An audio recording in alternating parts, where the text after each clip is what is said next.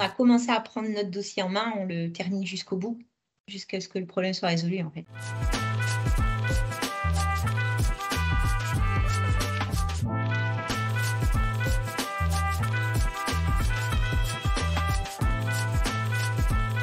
Souvent, on se rend compte que les adhérents ne comprennent pas leur grille de garantie.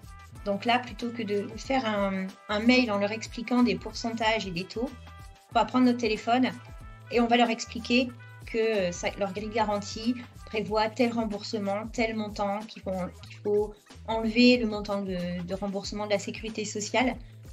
Et on va leur expliquer jusqu'à ce qu'ils aient compris. Derrière, on va leur donner notre adresse mail. Ainsi, s'ils doivent nous transmettre de nouvelles pièces ou de nouvelles infos, ils ne vont pas repasser par leur espace adhérent et leur demande ne va pas refaire le circuit normal. On pourra directement leur répondre très rapidement. Dès que l'adhérent aura des soucis, on va se servir des autres services. Si c'est des problèmes, par exemple, des montants qui sont trop élevés à leur charge, on va les orienter vers les services d'action sociale. Le dossier d'une dame qui est fonctionnaire de police et qui devait subir une intervention. Et son médecin l'a orientée vers un hôpital parisien qui pratiquait des énormes dépassements d'honoraires. Donc, elle nous a envoyé son devis. Et puis, lorsqu'elle a eu la réponse, elle nous a contactés.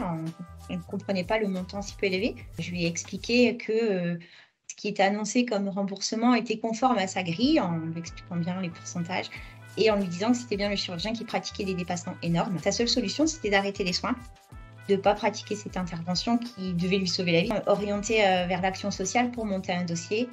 Et puis, vu son état de détresse, on l'avait aussi orientée vers la cellule proximité pour qu'elle ait un suivi. Et puis, au final, elle a pu se faire opérer.